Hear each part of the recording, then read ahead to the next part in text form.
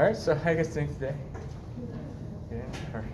All right, so let's start the what we did on Wednesday. Okay, so we talked about the cycloarcane. So we tried to learn how to name this the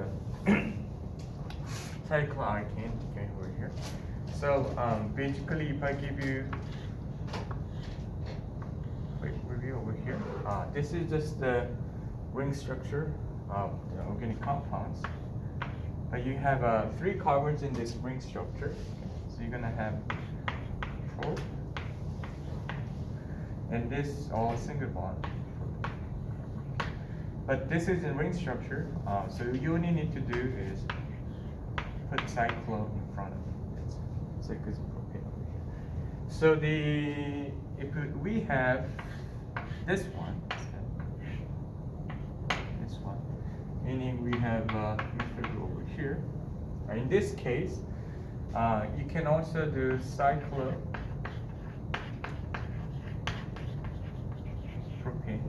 but you have a methyl group here, over here, and then in this case, if there is only one alkyl group on your ring base, you don't have to put one. Because if you think about it, the ring does not have a start and end, right? So if you only have a one alkyl group on here in the base, we just know that it's there's no point of pointing the way it is, because it should be just if you put it here or here, it will be all the same compound anyway. Okay? So there's no need for looking. Okay? So this is why last time we talked about. How about we have a 2? How about we have 2? Okay, we have a 2. Then you just need to count the carbon in the ring,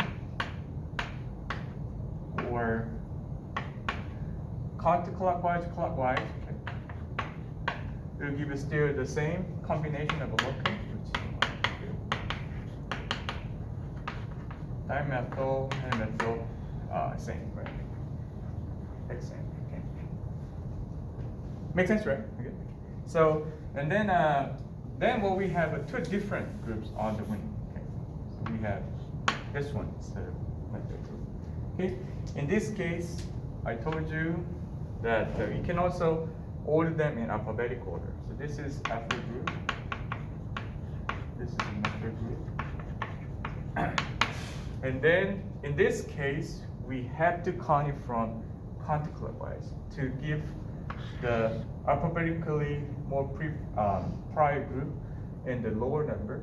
So it'll be 1, 2, not 1, 2. So we'll make 1 ethyl, 2 methyl, cyclo. Because E comes first, then N. So now we want to put 1 for E and 2 for M, so we can keep the alphabet. Makes sense, right? Okay. So this is what we did last time on Wednesday. Okay. If that is the case, let me choke you a little bit more. Okay. How about we have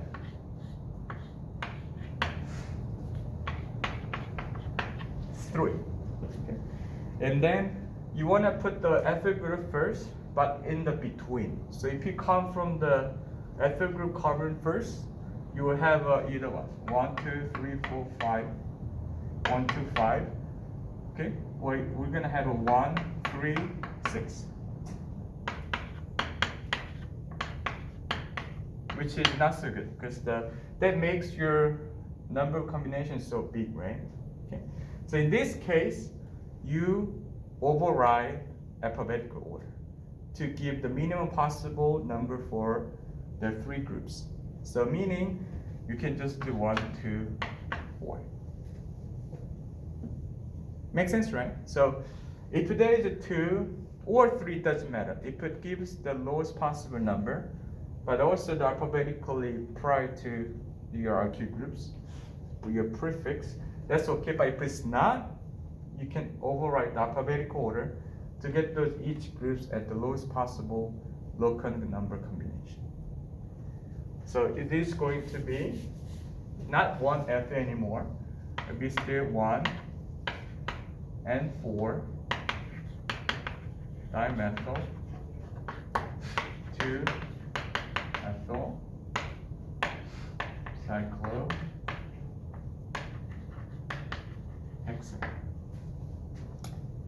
Make sense?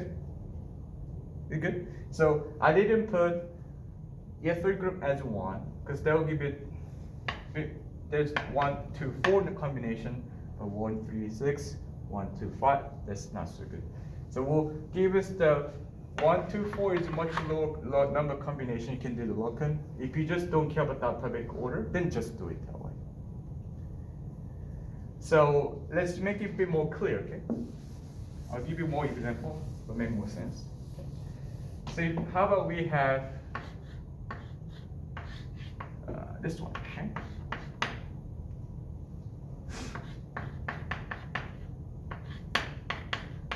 Oh, I'll just give it this one, okay? So in this case, this is chloro, this is methyl.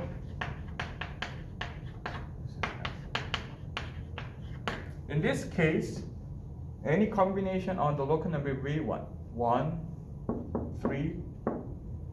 So it will be 1, 2, 3, 4, 5, 6. Okay? So it will be whatever you choose from, you will be 1, 3, and 5. Right? So if you start from here, 1, 3, 5, 1, 3, 5, doesn't matter. It doesn't even matter if you go clockwise or counterclockwise, it's just 1, 3, and 5. So in this case, then you have now a choice, right?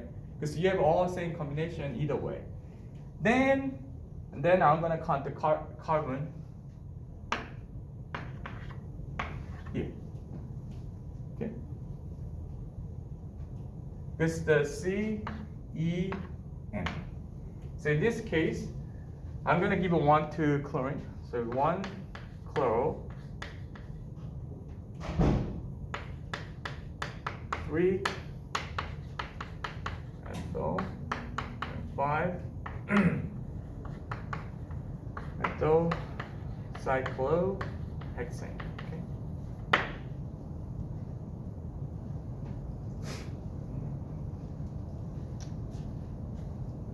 Okay. Makes sense, right? Okay, perfect. So in this case, you don't have to worry about the local number because it will be all the same. Then you can just always do the alphabetical order once again. But if it's not, just focus on the lowest possible combination of local number so you can override the alphabetical order for your prefix. Okay? So let's try to do one more. So make it very clear. You can just do one more. Right over here.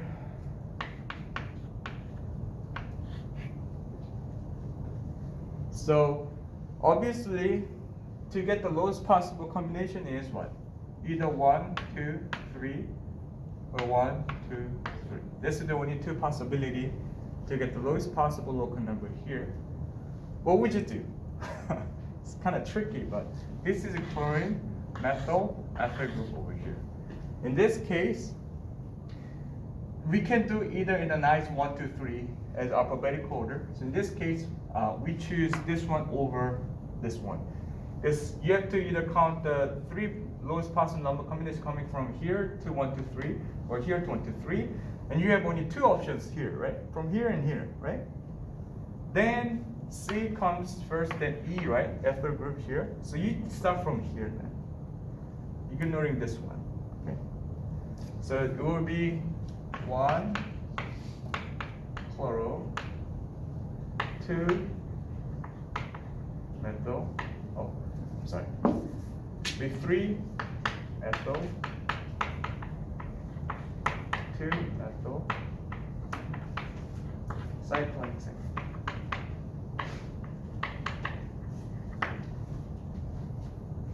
kind of makes sense. So the basic rule is here. You have a question? Yes. Would that be pentane or hexane? Oh, sorry. Thank you so much. There you go. Perfect. Thank you. That's great. So, but it makes sense, right? So the basic rule is try to get the lowest possible local number combination first. And if that goes well with the alphabetic order, that's really good. But if it's not, you have a lowest local number combination is more prior to the alphabetical order, so you can do it. And even this type of situation, still you follow the one that has alphabetical order, because it makes either way same local possible number combination. Then you can go in this way, not this way. Hope that kind of makes sense. Does it make sense? Okay. Can you do one Yeah. more kind of like that? One more? Oh yeah, I can do one more. So how about we change this one to this one? Okay? How about we have maybe bromine over here, okay, and chlorine over here, okay. So in this case, I'm going to count the carbon from here or here. Can you guys guess? Because this will give you either you do it here or here will be 1, 4, 1, 4 anyway, right? Then in this case, I'm gonna count this one from here, because B comes first and C. So we'll become 1 bromo and 4 chloro and cyclohexane.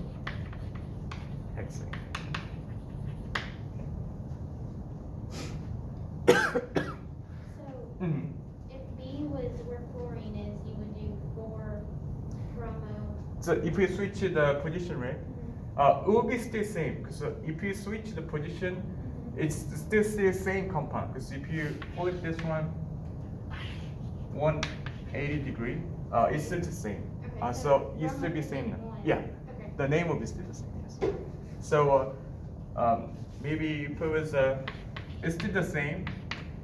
We do 1, 2, 3, 4, right? In this case, we're 1, 2, 3, 4. Perfect. That's a really good question. So makes sense, right? Can I move on? Where? Okay. All right. So that is the kind of basic rule we're gonna follow for the naming the cycle. Okay. Very good. So we now talking about this one.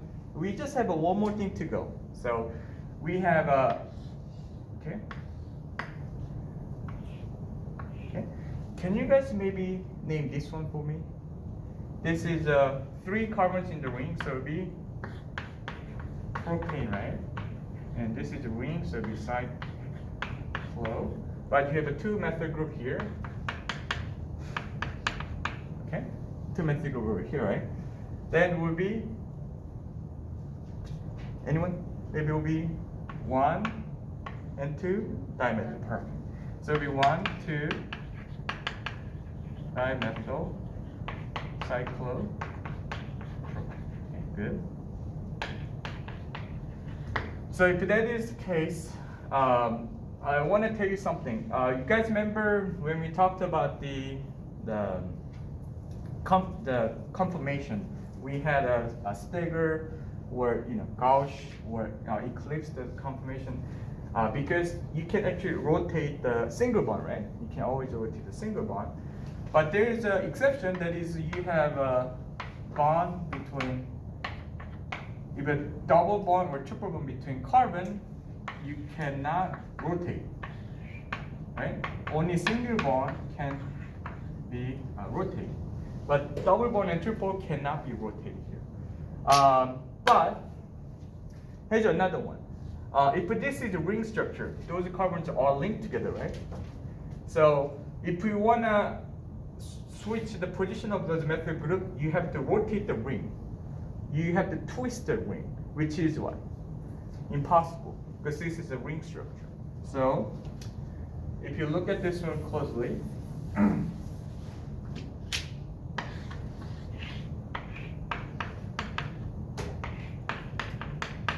this carbon has 3 bonds right there, right?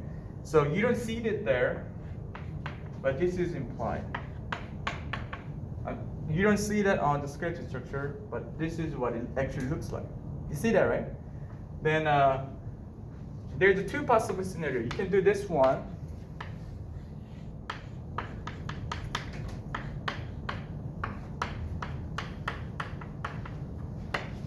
This one. Because you cannot, I'm sorry, I can't do this one actually, but there's two, one, two. They're different compound. They're different compound. Because they're similar, but because the position is different, and this cannot be rotated. So you can't just make this compound out of this one, unless you break this one, right?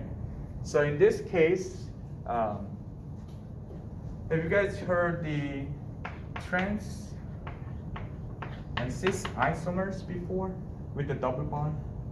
This double bond cannot work. Okay, so this is what we call cis isomer, and this is what we call trans. So this is I believe it's from Latin language. The cis means on the same side. So when we do the cis and trans, you can always put this line on those two groups, and from this plane, they are on the same side, here and here, right? The two metal group from the plane right here is on the same side, so then it's a cis. Okay. The trans, I think is coming from this plane too, but they're in the opposite side. So trans means it's across. So this is why we named this one cis and this one trans. So based on your plane, if it's from the other side, you can call that trans. If it's on the same side, you can call that cis. So you can actually distinguish these two compounds using those two terms. You can say this is cis, okay, cis 1, 2, dimethyl, cyclopropane. And this one will be trans 1, 2, dimethyl, and cyclohexane. So this will distinguish the one another by just putting so we know there's two methyl groups on carbon 1 and 2 and how they're oriented there. Okay? Because this is mainly because the ring structure cannot rotate unless it's broken the ring structure. So this is really similar to your double bond, which also you cannot rotate. When we hit the alkene, you're also gonna do trans and cis too. Alrighty. Does it make sense? You good? Okay, perfect. So if that is the case. So we're done with the nomenclature now for cycloalkane. And there's a couple things I want to go over. Do you know what's the bond angle between tetrahedral structure? You guys remember this number? Perfect. 109.5. Great. Okay. So that's great. And then I'm gonna show you a lot of ring structure we saw here, and let's try to do it on here again. Okay. This is sort of a triangle shape. Square, pentagon, hexagon. Okay. Over here. So I drew this all shapes because we want to find out how to go with the carbon-carbon bond if we have a ring structure. So this one is a 60 degree, right? 60, and this is 90 degree, right? And this is about 108, okay? And this is about 120. Oh, what? 120, not 12. So you guys know this from the, right? Anyway, so if this is the true, think about it. the bond between, if it's, the carbon should have a 4 bonds, right? And then it should be, averagely speaking, 109.5. But cyclopropane has only 60-degree in inner angle in the ring. And this is butane, cyclobutane is 90, cyclopentane is 108, and this is 120. So when you look at this one as one example, these carbons on here, they are, the bond angle and the tetrahedral structure is compressed to 60, right? So think about it. This is the bond angle you want to do naturally. But to make the ring structure, you have forced to make an even lower bond angle. So that will cause a lot of what? Also, a lot of discomfort. And usually cyclopropane is very unstable because of that. Because they don't want to be in this position, squeezed into this very narrow angle here. And then, do you guys remember torsional strain, right? This is from when you rotate it. Static strain is coming from their competing for the limited space with the size. This is another term that we call angle strain. It's simply because of their bond angle either compressed or expanded forcefully. So they experience a certain amount of the discomfort.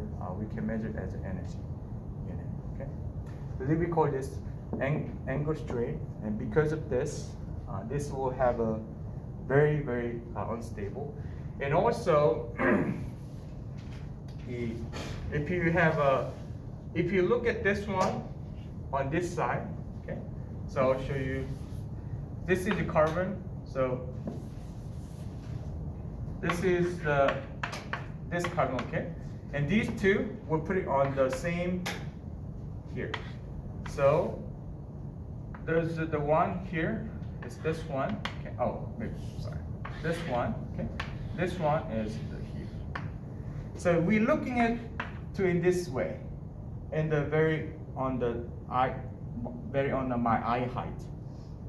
So this is your front carbon here in the dot, and this is also the carbon on the back, and this is this carbon right here. Do you see it? Sort of, okay. And then they have a bond here, so they're going to have this too. So they have a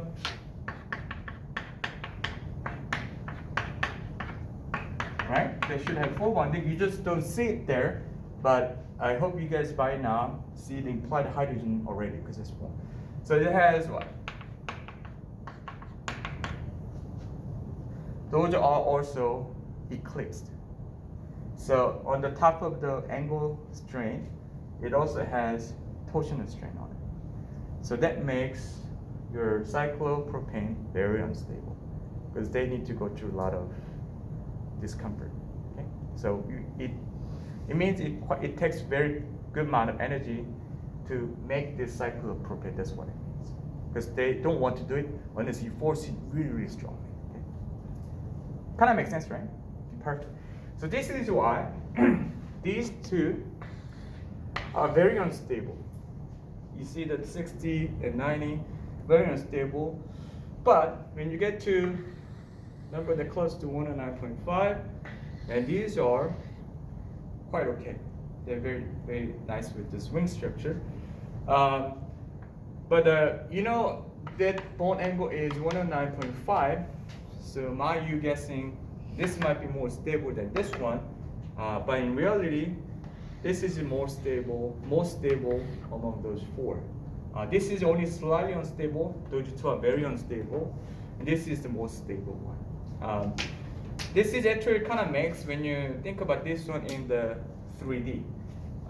We had a tetrahedral structure bond angle measured on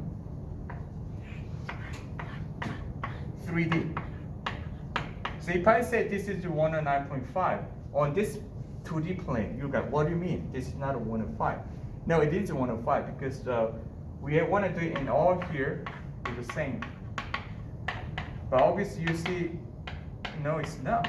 Because those are look narrower than these two. What do you mean this is 1.9? Because they're on the 3D space. So that tetrahedral structure comes into the ring structure a bit wider than that bone angle is even better. Because this is what you saw when you draw in the 2D. But you know they're all in the 3D space. So actually I forgot to bring a paper. But so if I'll bring a paper next week. So if you look at this is why. If you look at so this is what, when you look at the cyclohexane from the top to the bottom, when you just lay on the plane, you're just looking at from here. You're looking at from the top. Okay? Then this is what it looks like. Okay? This is what it looks like. Okay? But let's try to look it on to the side, lateral view. Okay? We can see the lateral view on the same plane. It's not flat. Okay? Because carbon's not on the same plane. No. They are in this way. Because they are in tetrahedral structure. So does it make sense? No, right? Okay. So think about it. If this carbon will make a bond to another carbon, another carbon, another carbon, then this will make flat from the side. But it is not, it is 1.9. So what they do is this, from the side. It's not linear, right? So if you draw this in the top 45 up to the side, this is what it looks like.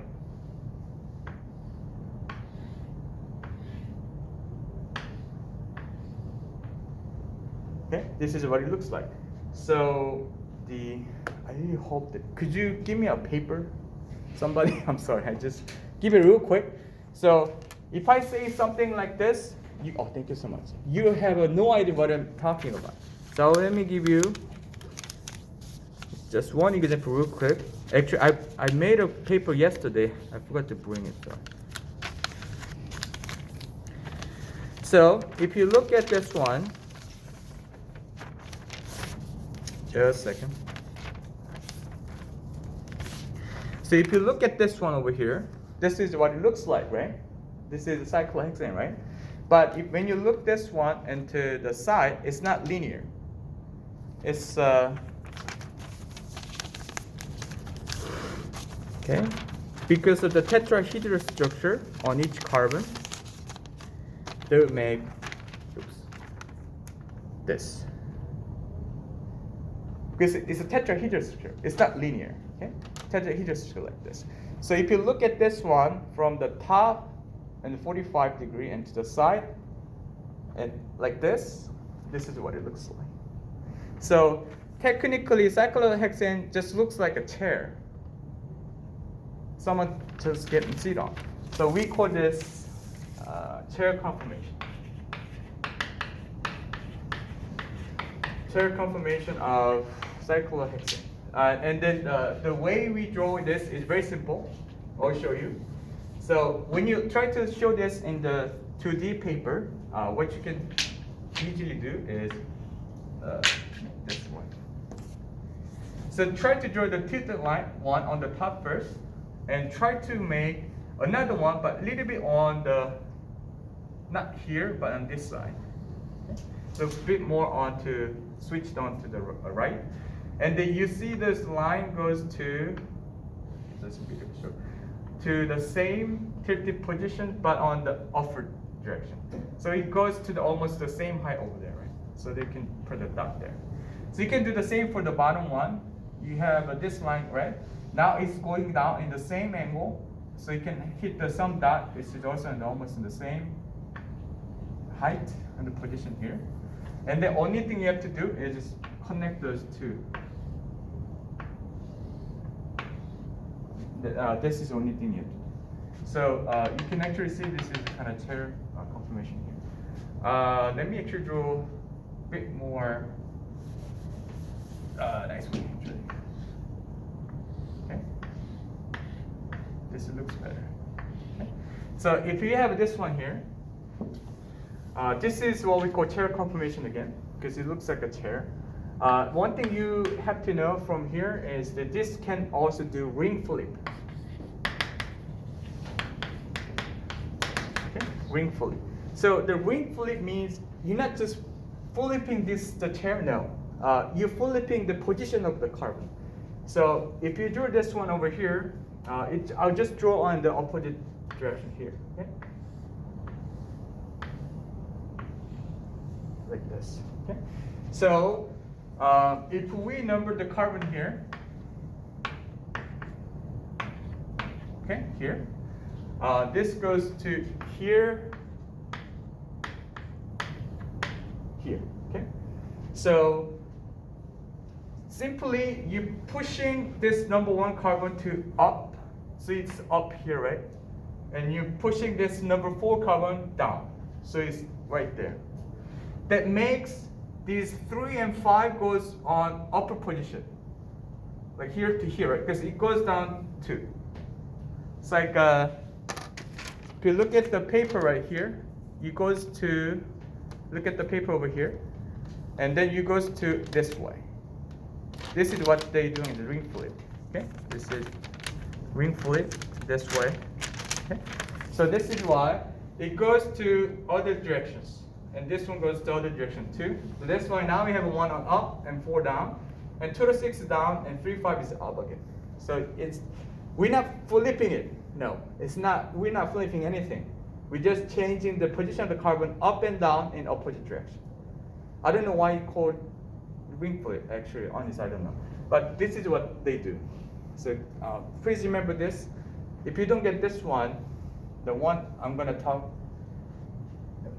next is very hard to understand. But does it make sense? We good? Okay, perfect. So this is also good cyclohexane because whenever you do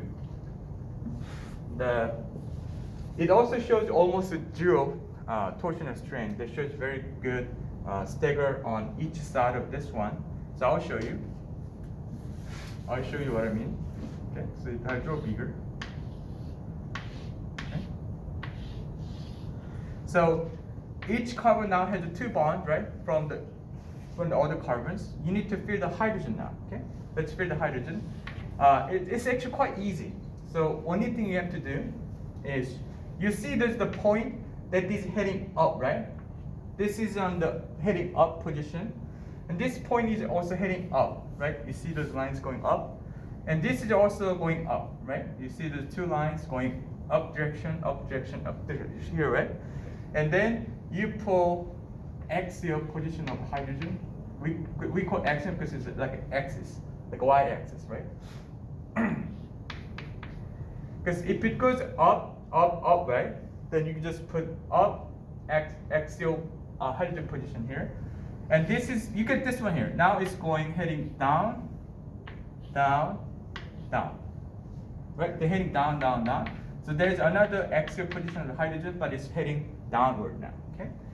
So now, only thing you have to do is if you look at this one over here, you see there's the lines on here and here, which should also cross from here to here.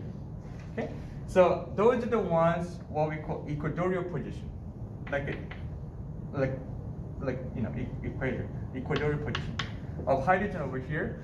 And if you look at this one here, this one and this one, okay.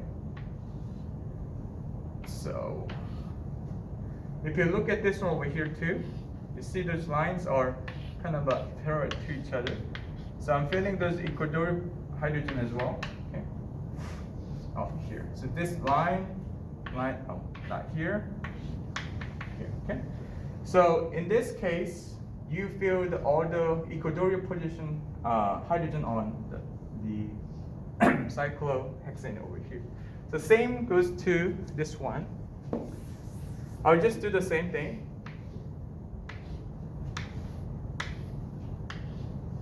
My drawing might not so be perfect today, sorry, but yeah, just so here once again same. So 1 up, up, up. There are 3 up, 3 down, right? Okay. In this case, there's one on here. They need to go to this way, to parallel to those line here, and this one goes to this line. Okay. This one goes to this line. Okay. And then if you look at this one here, this one also goes to this line. Oh. This line, and this one goes to this line and this line. Okay. So if you make those,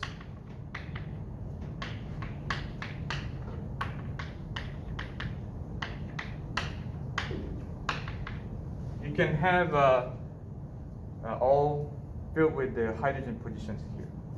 So basic rule is very simple. Do you see this equatorial position over here is going down, right? And then you have axial position is already filled, but another equatorial position will go slightly up because before it was down. And if you think about this is a tetrahedral structure, it can't be down too. It makes the much lower bone angle. To keep the all bone angle same, once it's down to the equatorial position, it has to go up. And this is axial down because it's heading down, so it makes the tetrahedral structure too.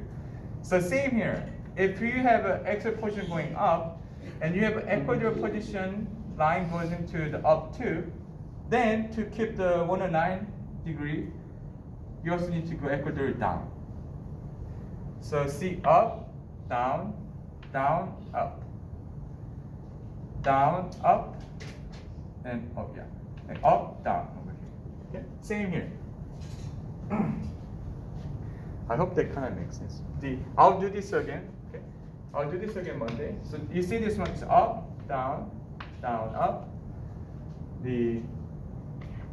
Here's up, down, up, down. Okay? Kind of makes sense? Kind of? Okay. So I'll promise you I'll do this again. But this is, I'm not gonna lie, this is something you might need to do some practice. But you will get some ideas sometime soon if you just try to draw it a couple times. You'll get there, I promise. It's just kind of hard to understand because it's your first time. But if you keep trying, the main point here and each dot is carbon, right? And then you need to keep the 109.5 for each angles. So either if it's going up or down, it has to be very sequential like that way. So it has very good, nice tear conformation. Okay. So yeah, I'll do this again. Don't worry about it. I'll do this again on Monday. So we can try to do the tear conformation again. There's just another conformation we need to talk about, and then we'll talk about why this is so important when it comes to the stability of methyl or dimethyl cyclohexane. Okay.